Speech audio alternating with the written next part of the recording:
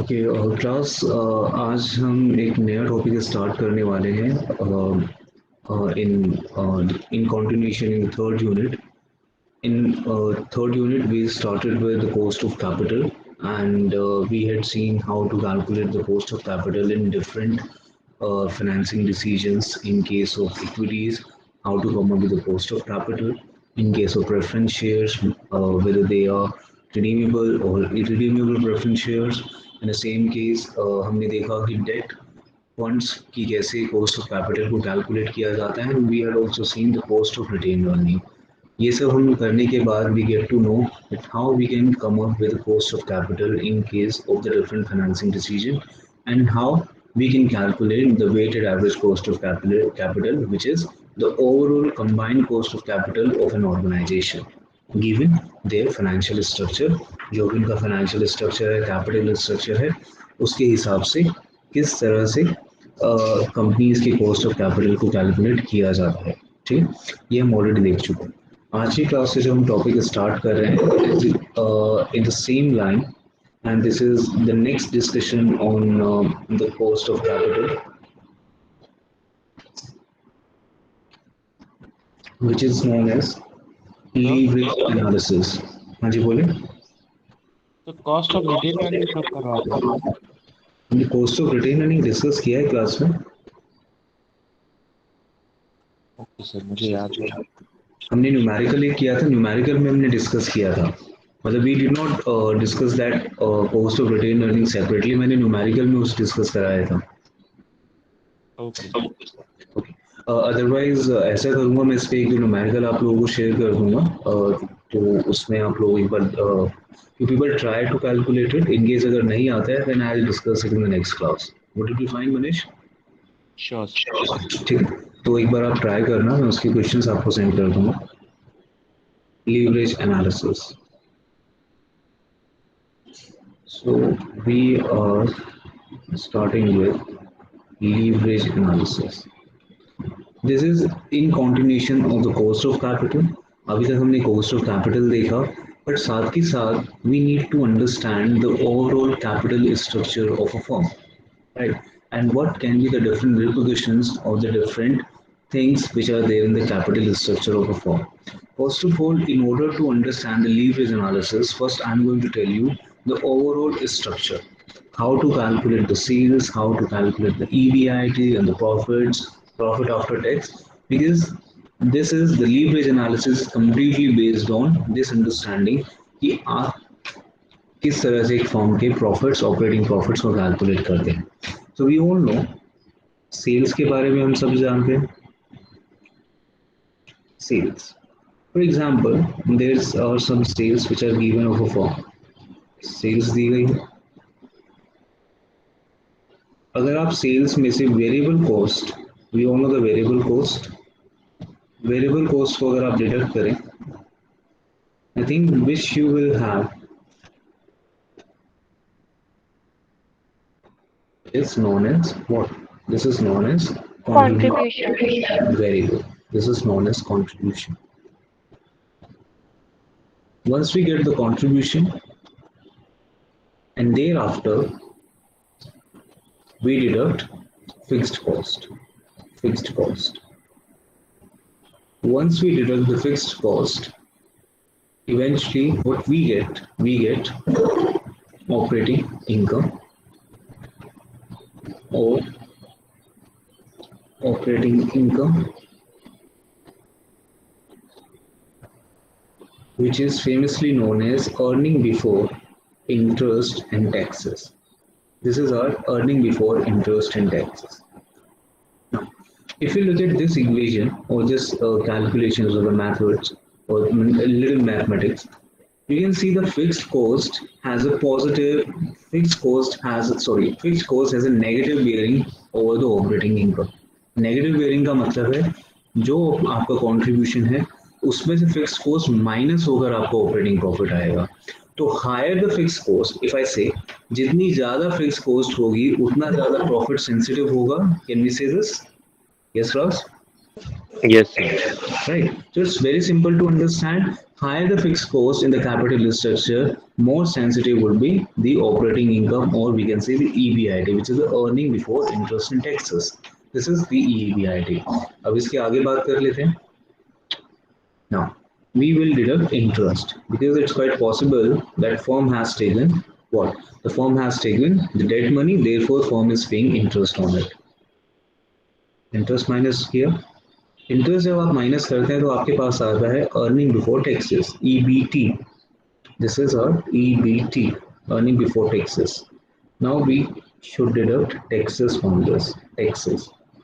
What are the taxes are given? Finally, we have profit after tax. Profit after tax.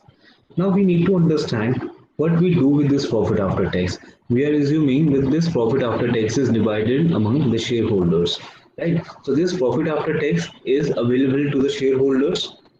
हम सबको clear है कि जो profit after tax होता है ये पूरी तरह से शेयर होल्डर्स के लिए अवेलेबल होता है. This is the earning available to the shareholders. हो सकता है वो रिटेन हो जाए, हो सकता है कि उनको डिस्ट्रीब्यूट कर दिया जाए, that's a totally different thing, but this is something the profit after tax. Now if I want to know what is the true earning of the shareholders, I would like to know the number of equity shares. मुझे ये जानने की जरूरत है कि number of equity shares कितना है, कितने नंबर ऑफ इक्विटी शेयर्स हैं. अगर मेरे पास अर्निंग आ गई शेयर होल्डर्स की कि this is the overall earning available to the shareholder and these are the number of equity shares.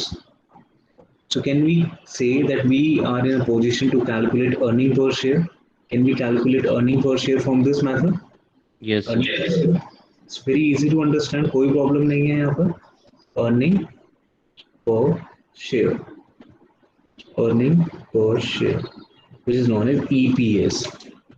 This is something EPS, earning per share. Now look at this.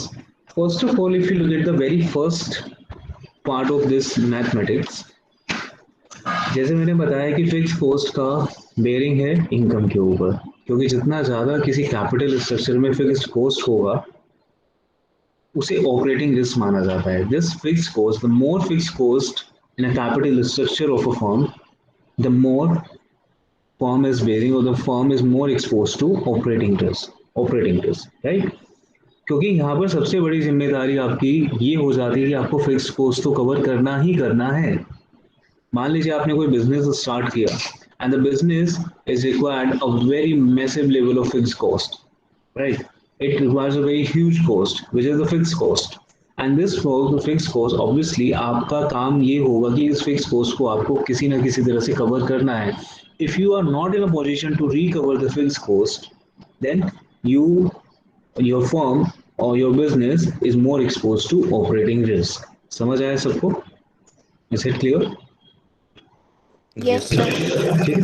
Now अब दूसरा part अगर इस equation का समझे, अब आप interest को ले लीजिए. इंटरेस्ट, अब जितना ज्यादा इंटरेस्ट पेमेंट होगा कहीं ना कहीं शेयर होल्डर्स को जो अर्निंग मिल रही है, the earning which is available to the shareholder, उस पर इम्पैक्ट पड़ेगा. यस और no? Yes, sir. Right. So there is a relationship here. There is a relationship between fixed cost and operating income. This is the first relationship we get to know.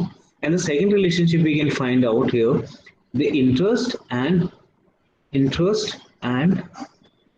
profit after tax, or equity or earning per share available to the shareholders. So basically leverage analysis के लिए ये study बहुत important है. यानी कि अगर आप leverage analysis समझना चाहते हैं तो आपको ये पूरा का पूरा इक्वेशन समझना होगा, so that we can have a pretty good idea about the leverage analysis. अभी मैंने लीवरेज एनालिसिस को कुछ नहीं बताया, बस हम ये जानना चाहते हैं एक फर्म के बारे में. We want to know about a firm, what kind of operating risk, what is the quantum of operating risk is a firm is exposed to. What is the quantum of financial risk? ध्यान से सुनना, मैं दो word use कर रहा हूँ. One is operating risk and the second one is a financial risk. Both are different. ठीक, both are different. तो एक फर्म कितना ऑपरेटिंग रिस्क की तरफ एक्सपोज्ड है, कितना ज्यादा ऑपरेटिंग रिस्क की तरफ एक्सपोज है और कितना ज्यादा फाइनेंशियल रिस्क की तरफ एक्सपोज्ड है, उस स्टडी को करने के लिए we have the leverage analysis. Am I clear, everyone?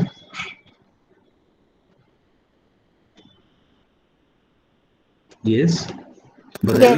sir. ठीक है, तो ये आपको समझ आना चाहिए। अब हम लीवरेज एनालिसिस के बारे में फॉर्मल डिस्कशन करेंगे। ये तो मैंने आपको ऊपर ऊपर से एक आइडिया दिया है पूरे चैप्टर का कि क्या हमें करना है। हमें बेसिकली ऑपरेटिंग लीवरेजेस को एनालिसिस करना है, ऑपरेटिंग रिस्क को एनालिसिस करना है, at the same time we have to analysis the financial risk of a firm, right. अब हम बात करेंगे लीवरेज की। What is this leverage? See, basically, if you see the very grammatical language of the leverage analysis is something, the dependency or the relationship. It talks about the relationship. It talks about the relationship between between dependent factor and independent factor. ये सिर्फ इतना कहता है, dependent factor and independent factor में जो relationship होगा, the relationship between dependent and independent factor is known as leverage analysis. But obviously ये हमारे काम की अभी ज़्यादा definition नहीं है, क्योंकि हमें ये पता करना है कि what are the dependent factor and independent factor. Basically leverage study क्या बताती है? leverage study बताती है कि अगर आपके किसी independent factor में कोई change आया, percentage change, so what is the impact on the dependent factor? क्या वो बढ़ रहा है या क्या वो कम हो रहा है in term of percentage? This is all about the leverage analysis, right? Independent factor की में change आने से what is the true change in the dependent factor? This is all about the leverage analysis. समझ आ रहा Yes, sir. है? Okay. Now अगर हम यहाँ पे बात करें, if I talk about in financial management, कि ठीक है ये तो एक ग्रामेटिकल लैंग्वेज हो गई कि इंडिपेंडेंट फैक्टर में चेंज आया, उसकी वजह से डिपेंडेंट फैक्टर में कितना चेंज आया, this is something the leverage analysis. But at the same time अगर मैं एफएम की बात करूँ, फाइनेंशियल मैनेजमेंट की बात करूँ, या हम कैपिटल स्ट्रक्चर की बात करें, तो यहाँ पर आप देख सकते हैं यहाँ पे सेल्स दी गई है, सेल्स और फिक्स्ड कॉस्ट या operating income, right. If you look at the sales and operating income, sales and operating income, so we can easily understand the sales, they must be the independent factor, independent variable, and then at the same time the EBIT, which is the operating income, this is the dependent factor. Can you say this? Yes, sir. Right. तो simple सी बात है कि आपकी sales जितनी ज्यादा होगी, एक अगर अगर बाकी सारे फैक्टर्स को सेम रखें, if we consider all other factor remain constant, we can generalize this as higher the sales, higher the incomes of a firm, right? जितनी ज्यादा सेल्स एक फर्म की होंगी उतनी ही ज्यादा फर्म की ऑपरेटिंग इनकम या ईबीआईटी होगा। तो basically this is the study that we want to know कि कितना सेल्स में चेंज आया, उसकी वजह से कितना ईबीआईटी में चेंज आया। समझ आ रहा है? Yes, sir. राइट। तो आई होप, मुझे लग रहा है सिर्फ एक ही स्टूडेंट है क्लास में या बाकी भी है? हाँ भाई, बाकी स्टूडेंट्स को समझ आ रहा है? सौंदर्य, सौंदर्य मल्होत्रा, Yes, समझ आ रहा है आपको? yes, sir. Okay, Ashisha, Yes, sir. Clear है. ओके, अर्चित, हाँ जी अर्चित, हाँ समझ आ रहा है? Yes, sir. ओके फाइन, ठीक है। तो अभी मैंने बेसिकली लीवरेज एनालिसिस के बारे में आपको एक रफ आइडिया दिया, what is this leverage analysis. अब ये तीन तरह के लीवरेजेस को स्टडी किया जाता है in financial management. Basically, they are two, not three. They are two only, not three.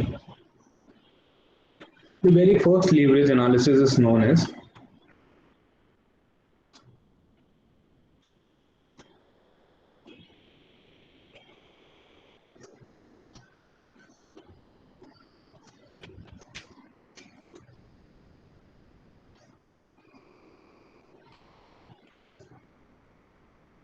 the one leverage analysis study is known as operating leverage.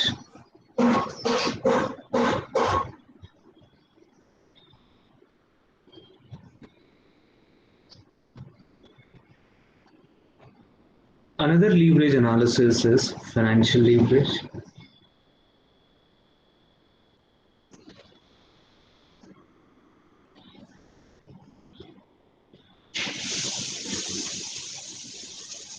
And the resulting of these operating analysis or the financial analysis. Basically, operating leverage and financial leverage का combined version is known as combined leverage. ये भी important है. ये overall financial and operating risk को बताता है, which is known as combined leverage. तो basically, अगर आपको operating leverage समझ आएगा और financial leverage समझ आएगा, तो we can easily come up with this.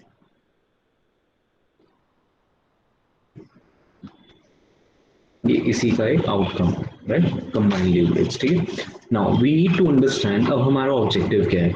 हमें ये तो समझ आया कि सर लीवरेज एनालिसिस क्या होता है, ये रिलेशनशिप है.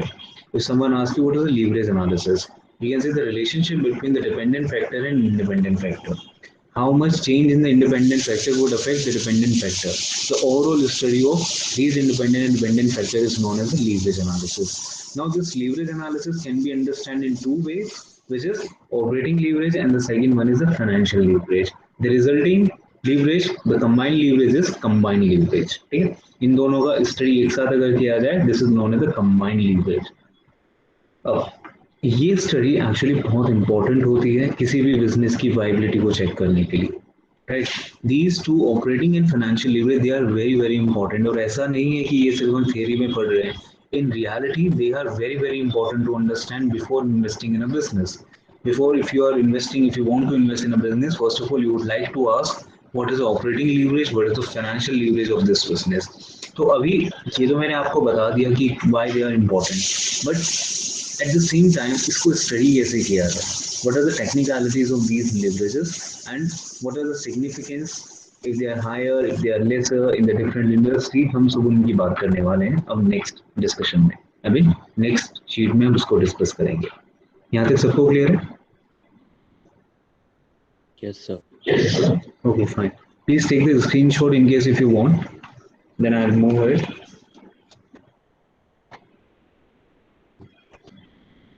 Taken, sir. Okay, fine. So what I'm going to do now, I'm going to write some theory on operating leverage. Then I'll discuss each and everything. I think someone is trying to enter the class, right? Ritik Yadav. He's late, quite late.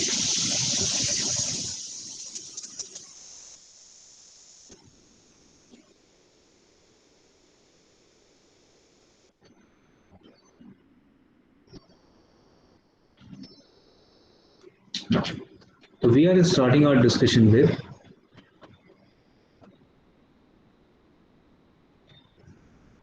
operating leverage.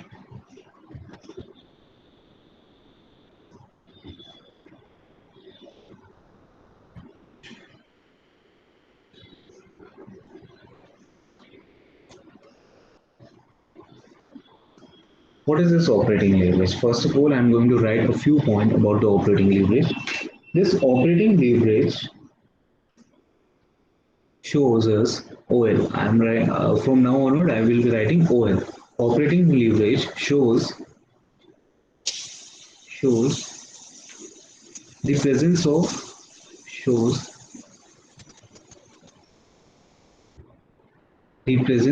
fixed capital, presence of fixed operating cost, fixed cost or fixed operating cost in the cost structure, in the cost structure of a company, structure of a company. Okay. What I told you, अभी जब हमने first sheet पर हमने discussion किया, तो what I told you, first of all sales की हम बात करते हैं. Then we deduct sales, variable cost from sales, and once we deduct it, the residual we get, which is known as a contribution. Sir, इसे contribution क्यों बोलते हैं? See, the contribution is because sales में से आपका variable cost minus हो गया. This is the overall contribution which is made by the variable factors, right? मान लेते हैं कि आपने there are 10 employees in the company, right? And they are working, and the salary which we are paying to them, this is a variable cost. जितनी ज्यादा sales होगी obviously variable cost उतनी ज्यादा आएगी. We all know this, right? Yes. ठीक है. Fix cost का case में क्या होता है? Fix cost always remain same. तो contribution, this word is referred as the contribution because we want to know this is the overall contribution made by the variable factor. Variable factor की वजह से कितना overall आपके पास पैसा आया, कितना production आया, therefore this is known as the contribution, right? Got it. Contribution by the variable factors. देखिए क्यों, मान लेते हैं आपने कोई बिजनेस किया. आप एक बिजनेस कर रहे हैं. There is a business in a mall. आपका एक आपने एक शॉप वहां से लिया और उसमें अब आपके दो तरह के खर्चे हो सकते हैं. One expense is the fixed cost and the second expense is the variable cost. Variable cost क्या हो सकता है? सैलरीज हो सकती है, राइट? ऑल्दो सैलरीज के केस में बात की जाए, salary can be termed as a fixed cost अगर उन्हें रेगुलर सैलरी मिल रही है. मान लेते हैं रेंट की बात कर लेते हैं. Rent, lights, electricity, they are maintenance charges, they are the fixed cost. ठीक है. अब वेरिएबल कॉस्ट क्या है? उस प्रोडक्ट को सेल करने में जो कॉस्ट आ रही है, अगर वो प्रोडक्ट सेल नहीं हो रहा तो कॉस्ट नहीं आएगी. This is something variable cost, right? It is in the line of the sale. Sales होगी तो कॉस्ट आएगी, अगर नहीं होगी तो नहीं आएगी, सीधी सी बात है. तो जो भी आपके पास पैसा है, मान लीजिए आपने 50,000 की सेल्स की in a day and the variable cost, the overall variable cost was 10,000. It means those variable costs have provided you or they have contributed of 40,000 rupees of value. ठीक है. ये आपको टोटल बना है उस बिजनेस को operate करने से. आपको समझ आ रहा है, right? Yes. This is the contribution. लेकिन आप बताइए कि आप जो रेंट दे रहे हैं, रेंट जो दे रहे हैं तो फिक्स चार्ज है ना, राइट? रेंट दे रहे हैं वो तो फिक्स चार्ज है. रेंट देना एक फिक्स चार्ज है, therefore this is not the contribution. अगर आप उसमें से रेंट माइनस कर देंगे तो आपके पास प्रॉफिट आ जाएगा कि ओवरऑल आपने अपनी सारी की सारी कॉस्ट हटा ली. उस बिजनेस से कितना कंट्रीब्यूशन मिल रहा है उस बिजनेस को कर कर, that is 40,000 which is known as a contribution. ठीक है. Am I clear? Yes. ठीक है. क्योंकि रेंट अगर आप माइनस, क्योंकि रेंट तो आपको देना ही देना है, तो रेंट का तो कोई कंट्रीब्यूशन है ही नहीं उस बिजनेस के अंदर. The overall the main contribution is of variable factors. जो वेरिएबल है, वेरिएबल्स जो फैक्टर, जो वेरिएबल कॉस्ट आती है, उन्हीं का एक बेसिक काम होता है उस चीज को बनाने का. आप 10 रुपए की सेल कीजिए, आपकी 5 रुपए की, अगर 6 रुपए की कॉस्ट आती है, तो what is the cost, what is the cost of that, what is the contribution made by that product, or the variable factor? 4 rupees. क्योंकि फिक्स कॉस्ट तो आएगी ही आएगी, उसे तो आप नेग्लेक्ट कर ही नहीं सकते, राइट? इसलिए वो कंट्रीब्यूशन नहीं माना जाता. ठीक है. तो this is a contribution. Am I clear? Yes. सबको क्लियर है? ठीक है. नाउ अब इस कंट्रीब्यूशन से हम माइनस कर देते हैं, we can deduct this fixed cost. Because I thought कि आपने कंट्रीब्यूशन ये पढ़ा होगा, इसलिए मैंने इसको एक्सप्लेन नहीं किया था. आई होप आपने पढ़ा होगा कंट्रीब्यूशन की मैनेजमेंट अकाउंटिंग में. और is it the first time you are studying this contribution? पहली बार पढ़ रहा हूँ. अच्छा, पहली बार पढ़ रहे हैं. मैनेजमेंट अकाउंटिंग आपका अभी है या आएगा नेक्स्ट सेमेस्टर में? कॉस्ट अकाउंटिंग, मैनेजमेंट अकाउंटिंग में पढ़ा. अच्छा, नहीं, कॉस्ट अकाउंटिंग में भी हम इसे बात कर दें. जब आप वेरिएबल कॉस्टिंग की बात करते हैं तो उसमें आता है ये नॉर्मल, कोई बात नहीं. तो फिक्स कॉस्ट आपने माइनस किया, आपके पास आता है ऑपरेटिंग इनकम. ये आपको याद रखना, ऑपरेटिंग इनकम.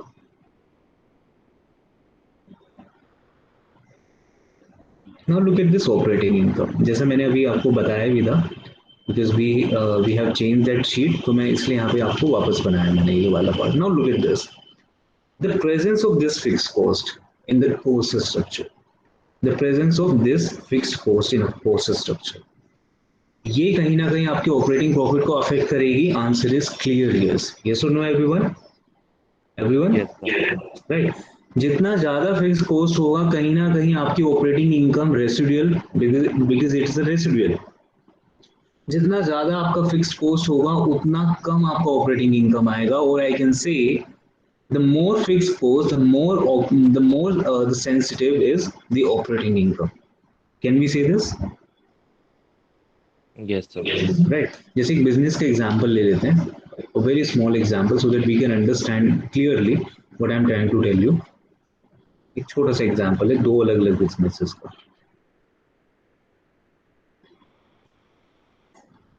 Here.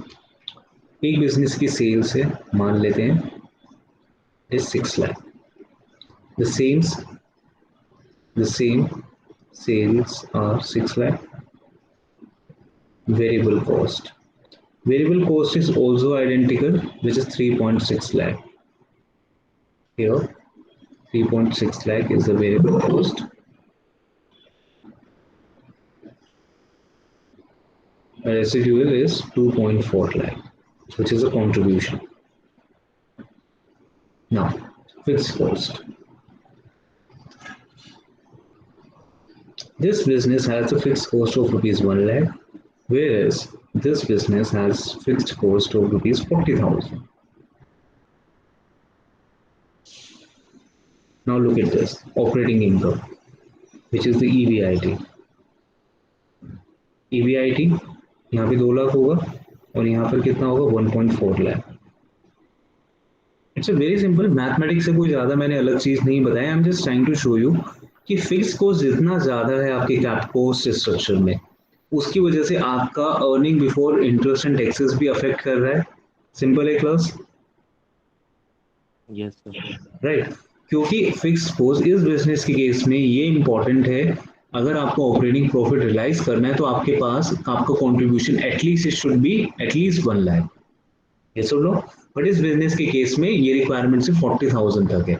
इसका मतलब this business is more expose to operating risk. This business is more exposed to operating risk. इन्हें 1 लाख तक का कंट्रीब्यूशन एटलीस्ट अर्न करना होगा so that they can have no negative EBIT. But इस case में इस बिजनेस को सिर्फ 40,000 तक का कंट्रीब्यूशन अर्न करना होगा so that they can not have the negative EBIT. सही है? क्लियर है? Sir. तो किस बिजनेस का ऑपरेटिंग रिस्क ज्यादा होगा? The business A. The business A is more prone to the operating risk. Am I clear, everyone? Yes, sir. ठीक. तो ये तो मैंने आपको फर्स्ट पॉइंट के बेस पे आपको समझाया. आगे भी काफी सारे पॉइंट्स हैं. Operating leverage shows the presence of fixed operating cost in the cost structure of a company. इसकी वजह से आपके ऑपरेटिंग इनकम पे क्या इम्पैक्ट पड़ता है हम उसकी बात कर रहे हैं. ठीक. नेक्स्ट आगे हम बात करते हैं.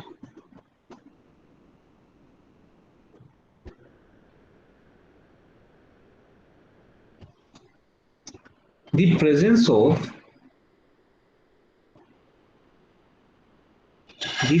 of operating leverage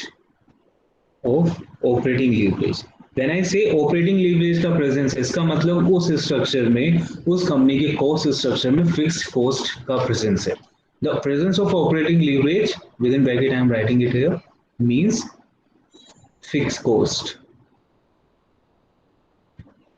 का अगर presence है, the presence of operating leverage it means presence of fixed cost magnify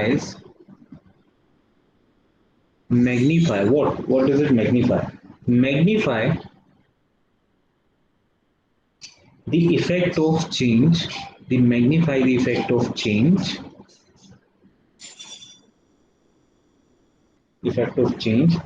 in sales on operating profit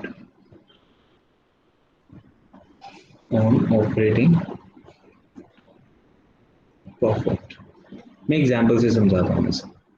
basically इन्होंने क्या कहा सेकंड पॉइंट में, it says the presence of operating leverage. अगर किसी business में ऑपरेटिंग लीवरेज है, operating leverage का मतलब क्या होता है क्लास? ऑपरेटिंग लीवरेज का मतलब है there is a presence of fixed cost in a business, right?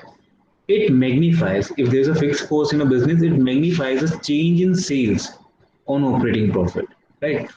उसमें चेंज, जो सेल्स में चेंज आएगा वो आपके ऑपरेटिंग प्रॉफिट को मैग्नीफाई कर देगा. कैसे करेगा? एक एग्जांपल लेते हैं so that we can clearly understand what I am trying to convey.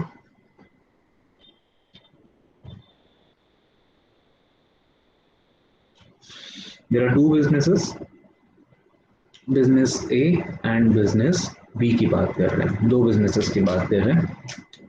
यहाँ पर जो सेल्स है इनकी मान लेते हैं it is 6 lakh.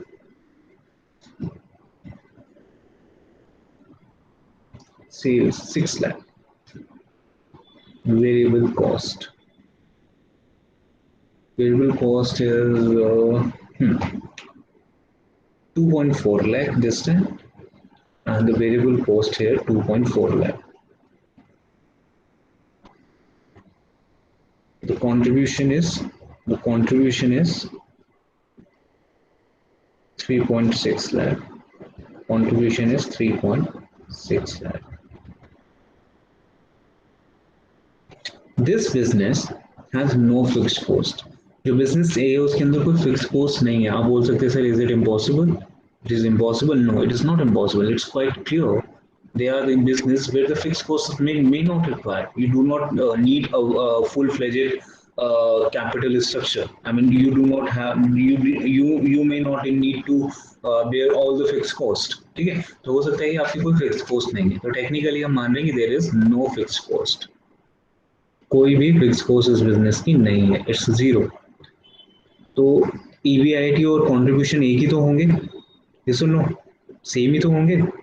Yes, sir. ठीक है. कंट्रीब्यूशन और ये हमें पता लगा कि कंट्रीब्यूशन इक्वल्स टू EBIT. और कब होंगे वो ऐसा?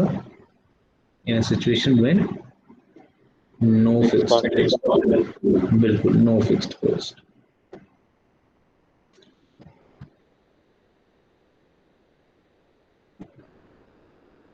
ओके, अब एक सेकंड केस रख लेते हैं. For example, if we are assuming there is a change in sales, we are assuming there is a change in sale by 20%. Sales up by 20%.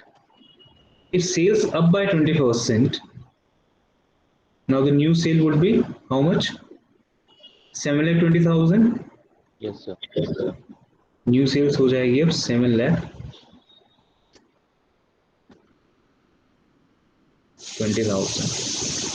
Variable cost कितना हो जाएगा? वो भी 20% इंक्रीज करेगा because it is in the corresponding of the variable cost. Simple है, right? Variable cost भी 20% से increase करेगा. तो 2.4 लाख में आप 48,000 ऐड कर दो. It is 2.88. Yes, 2,88,000. Yes, sir. ठीक, 2,88,000 इज अ वेरिएबल कॉस्ट. आपका कंट्रीब्यूशन कितना है? 4,20,000 प्लस 12, 4,32,000. यही होगा, यही होगा ना? Yes, sir. Yes, sir. और EBIT भी सेम ही होगा क्योंकि फिक्स कॉस्ट इस बिजनेस में थी ही नहीं. तो EBIT is going to be 4,32,000. Now आप बताइए सेल्स में कितना चेंज आया? 20%. EBIT में कितना चेंज आया? How much change in the EBIT? Earlier the EBIT was 3.6 lakh. Now the EBIT is 4.32 lakh. कितना चेंज आया? टोटल 40 प्लस 32, 72,000 का. Yes? Yes, sir. Which is 20%. Which is 20%. Yes or no? कहने का मतलब है if there is no fixed cost at all in the cost structure of a firm, जितना sales में change आएगा उतना ही आपके EBIT में चेंज आएगा. इट मेक सेंस कि वो फिक्स चीज है ही नहीं वहां पर. तो जब जो सब कुछ हो रहा है वो वेरिएबिलिटी 20% से चेंज हो रहा है तो सब कुछ भी 20% से चेंज होगा. यस और no? Everything will change by 20% because there is absence of fixed cost in the capital structure. Am I clear? Yes, class? Yes, sir. ठीक है, इट मेक सेंस, कोई दिक्कत ही नहीं है कि भाई सेल्स अगर 20% चेंज करती है तो डेफिनेटली इस केस में हमारा वेरिएबल कॉस्ट भी EBIT भी 20% से चेंज होगा. यानी कि देयर इज नो मैग्नीफायर. जितना सेल्स में चेंज आया उतना ही वेरिएबल कॉस्ट में चेंज आया, EBIT में चेंज आया. Now the second case where there is a presence of variable cost. ठीक है, क्योंकि इस लाइन ने क्या कहा? द प्रेजेंस ऑफ OL, यानी कि अगर फिक्स कॉस्ट है तो मैग्नीफाई कर देगा इसको, ऑपरेटिंग प्रॉफिट के चेंज को. ठीक है, कैसे करेगा ये देख लेते हैं. We have contribution 3.6 lakh. मान लेते हैं इस बिजनेस का फिक्स कॉस्ट है for example it is 1 lakh. तो वी हैव EBIT कितना हुआ? 2.6 लाख. 0.6. कोई दिक्कत ही नहीं है. 2.6, वेरी गुड, 2.6 हुआ. Now we are assuming same thing. कितना कि सेल्स में चेंज आ रहा है 20% का. There is a change in sales by 20%. And obviously we will like to know we would like to know कि कितना चेंज आया आपके EBIT में अगर सेल्स में 20% चेंज आया तो अब सेल्स हो जाएगा आपका 720. 720, कोई दिक्कत ही नहीं है। वेरिएबल कॉस्ट कितना हो जाएगा 288, कोई प्रॉब्लम? तो वेरिएबल कॉस्ट भी कॉरस्पॉन्डिंग चेंज होता है 288। नाउ आपके पास कंट्रीब्यूशन कितना बचा 4,32,000। Yes class, 4,32,000 Yes, sir. Contribution, ठीक है। नाउ माइनस क्या कर देंगे fixed cost, and the fixed cost remains 1 lakh. इस कॉस्ट के नाउ EBIT कितना आया 330. 3,32,000। Okay. Earlier, the EBIT was, in earlier case, EBIT was 2.6 lakh. Now the EBIT is 3,32,000. So how much change? Change is 40 plus 32, 72, 40 plus 32, 72,000, right? Yes, sir. 72,000. अब बताइए 72,000 अगर 2.6 लाख पे 72,000 का change आया तो कितना परसेंट चेंज होगा? It is more than 20% for sure, right? More than 20% for sure. आप ऐसा करो 72 को 2.26 डिवाइड कर दो, you will get the answer 28%. 28%। Very good, 28%, good. Now तो वी कैन से सेल्स में चेंज हुआ बच्चे 20% का, और आपके किसमें EBIT में चेंज कितना आया, कितना 28%। तो आप देखें यहाँ पर क्या ये स्टेटमेंट जस्टिफाई कर रही है हमारे एग्जाम्पल को, Yes, sir. राइट? इसका सीधा सा मतलब है एक capital structure, not capital structure, मैं गलत वर्ड बोल रहा हूँ यहाँ पर, it is a cost structure. एक कॉस्ट स्ट्रक्चर में जितना ज्यादा फिक्स कॉस्ट की प्रेजेंस होगी, सेल्स में जितना इंक्रीज होगा ऑपरेटिंग प्रॉफिट में उससे ज्यादा इंक्रीज होगा। It means if I compare sales and EBIT, if I compare the sales and EBIT, can I say change एक से ज्यादा हुआ है, एक फैक्टर 1 से ज्यादा हुआ है change? Yes, Yes, yes, sir. Right. But in first case जहाँ पे कोई फिक्स कॉस्ट है ही नहीं, जहाँ पे ऑपरेटिंग लीवरेज है ही नहीं, तो वहां पे चेंज 1 ही हुआ है। सेल्स में जितना चेंज EBIT में इतना चेंज। देखिए इसके पीछे रीजन क्या है, इसके पीछे बच्चे रीजन है कि जितना ज्यादा आपका सेल्स बढ़ेगा, फिक्स कॉस्ट उतना ही ज्यादा कॉस्ट स्ट्रक्चर में कम होता जाएगा, right? The value of the fix cost will start reducing in the overall cost structure of a firm, yes और no? And therefore you will have more EBIT in this case. समझ आया? समझ आया? Yes, sir. ठीक है, देखो mathematics है, but mathematics को भी हमें समझना कैसे इन फाइनेंस कि व्हाट डज इट मीन। इसका मतलब देखो ये भी तो हुआ, आप खुश हो रहे हैं कि सर अच्छा हुआ ना, सेल्स में 20% इंक्रीज हुआ तो EBIT 28% इंक्रीज हो गया। लेकिन बच्चे ये भी तो देखो, सेल्स अगर 20% कम होगी तो EBIT 28% भी तो कम होगा, ये सुन नो? Yes. ये भी तो देखना है हमें साथ के साथ। यही तो ऑपरेटिंग रिस्क है, क्योंकि जहां पे रिस्क है वहां पे रिटर्न भी है। सेल्स में 20% इंक्रीज होने से EBIT which is the operating income is increase by 28%। Why it is so? Because there is a presence of fixed cost. But at the same time, the sales reverse. If the sales will decline by 20%, then the EBIT will shrink by more than 20% because of the presence of same fixed cost in a business. Am I clear, everyone? Yes, sir. ठीक है, तो ये आपको understanding रखनी है। आगे वाले सारे पॉइंट इसी से रिलेटेड हैं, यानी जो मैंने आपको दो ये डायग्राम्स बनाए हैं, इससे आपको बहुत अच्छे से क्लियर हो चुका होगा what I was trying to convey. Am I clear? Yes, sir. Yes, okay, sir. Good good. Shall I change the screen? Please take the screenshot, क्योंकि ये बहुत इंपॉर्टेंट है। आप बुक में भी देखेंगे तो आपको बार बार एग्जाम्पल्स नहीं दिए गए हैं, इसलिए आप इन एग्जाम्पल्स को साथ के साथ रखिए, क्योंकि आपको एग्जाम्पल से चीजें ज्यादा अच्छे से क्लियर हो रही हैं। ठीक है, shall I change now? Done, sir. Okay, ठीक। अब हम आगे चलते हैं। नाउ वी विल सी आगे क्या है। इसका मतलब वही है जो हमने बात की, the same thing.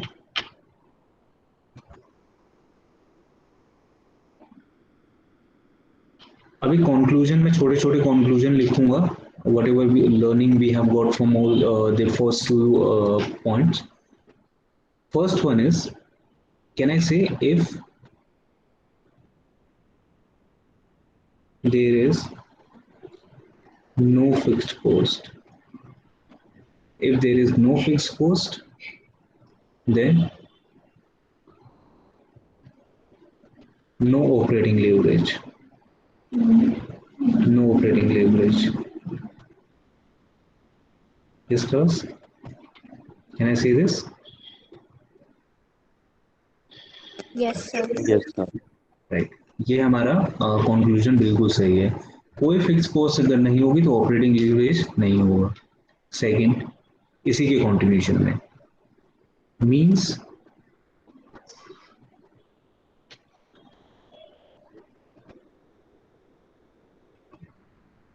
change in sales equals to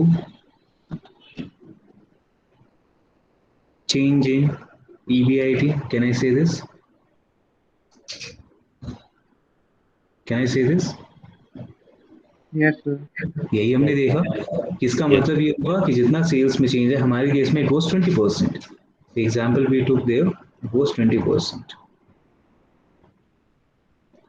okay, तो आप कह सकते हैं सर इसका तो हम एक रिलेशनशिप बना सकते हैं and the relationship will be, और कह सकते हैं सर, हम कह सकते हैं percentage change in sales, sorry percentage change in EBIT divided by percentage change in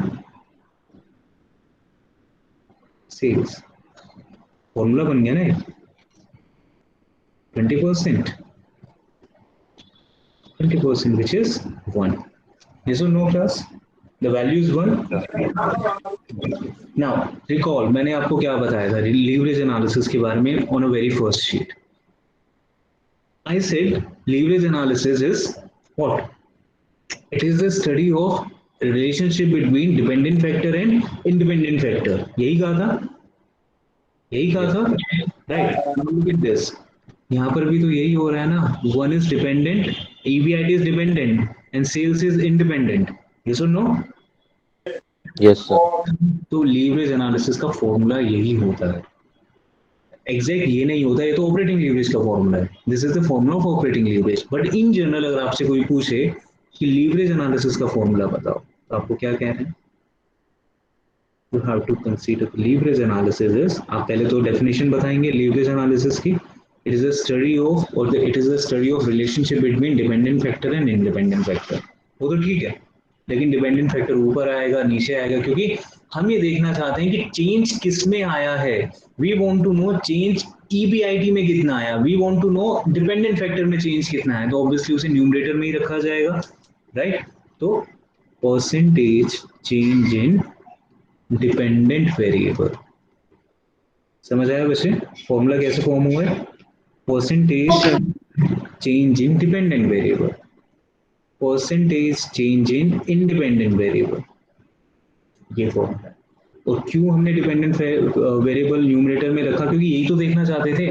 we were interested to know कि भाई इंडिपेंडेंट वेरिएबल को चेंज करने में, which is the sales in our case, in case of the operating leverage, dependent variable में कितना change आता है, which is EBIT in our case of operating leverage. तो this is the formula of leverage analysis. Now ये आपको बच्चे formula मिल गया, इसे कहा जाता है ऑपरेटिंग लीवरेज का formula, which is known as DOL, degree of operating leverage, यानी मेजरमेंट। हम ऑपरेटिंग लीवरेज को मेजर कर रहे हैं ना, we are measuring the operating leverage, therefore it is degree of operating leverage. तो अब थर्ड कंक्लूजन क्या निकला इससे?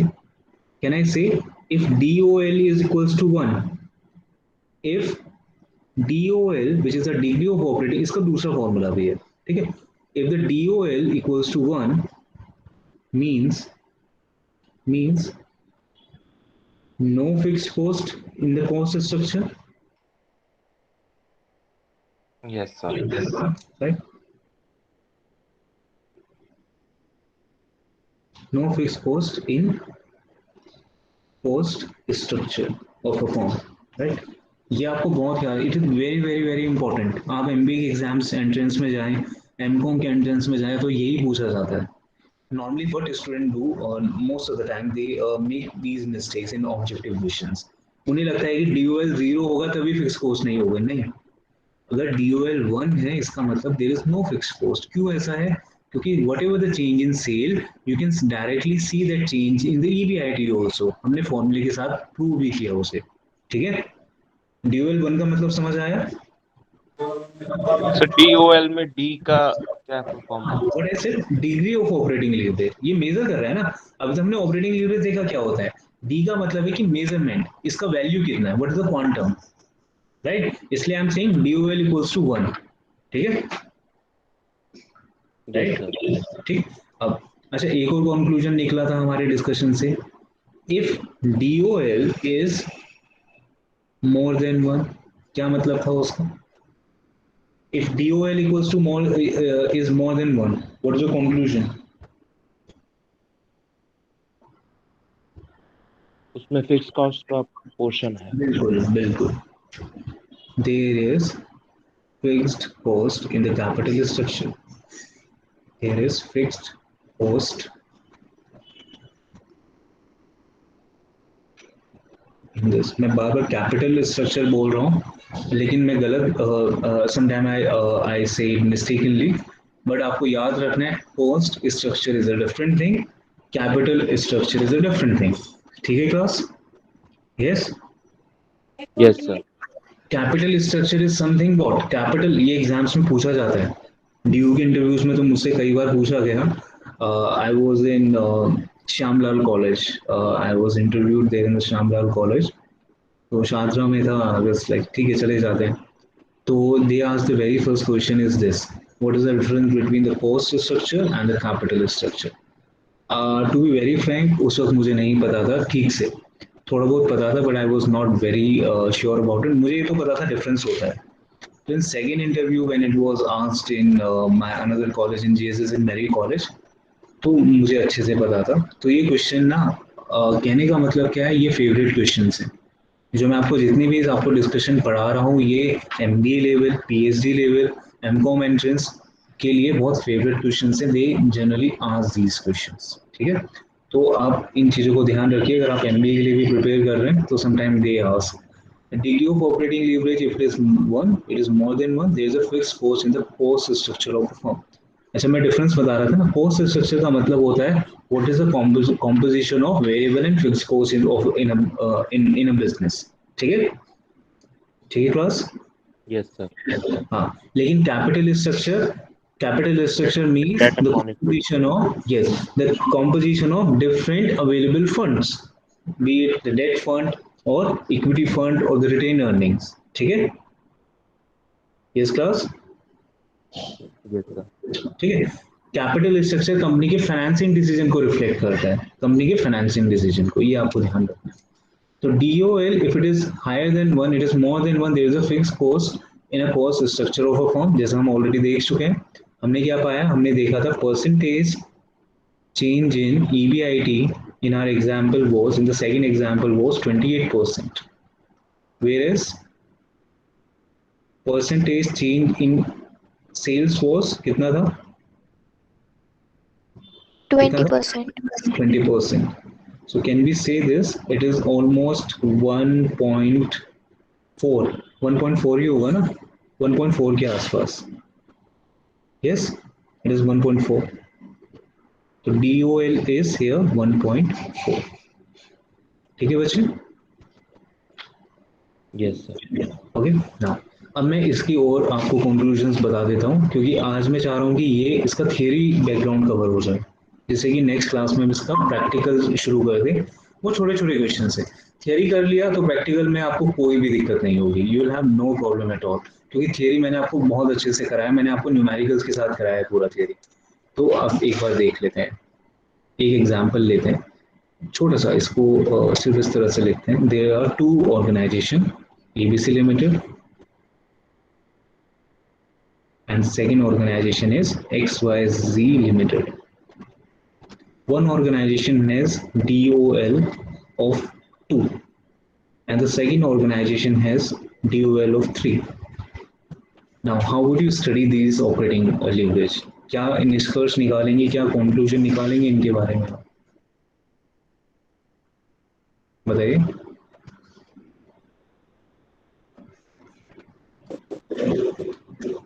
सर बताइए। DOL जिसमें 3 है उसका जो EBIT है वो ज्यादा परसेंटेज से इंक्रीज करे।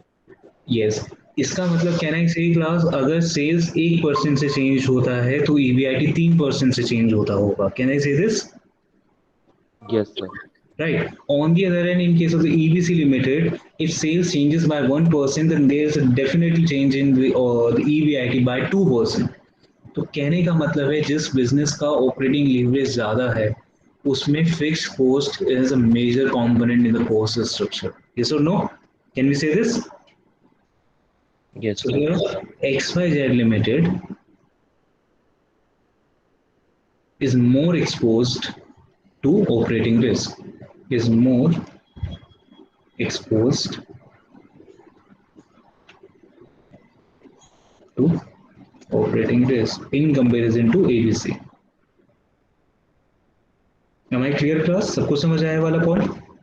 सबको क्लियर है? Yes, sir.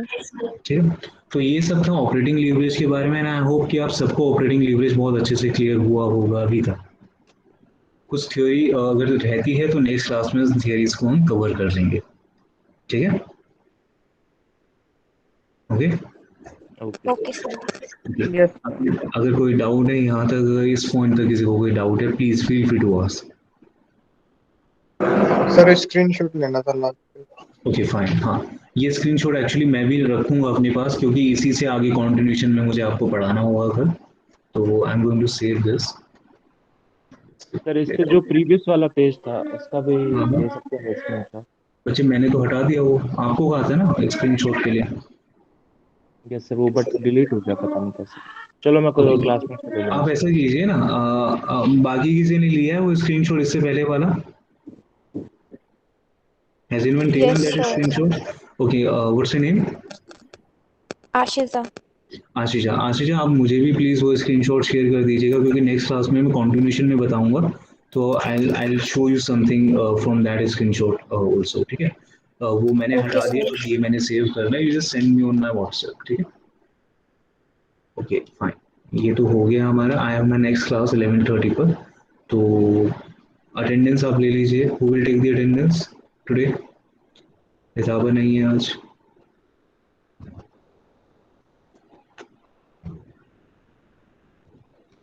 आई यस,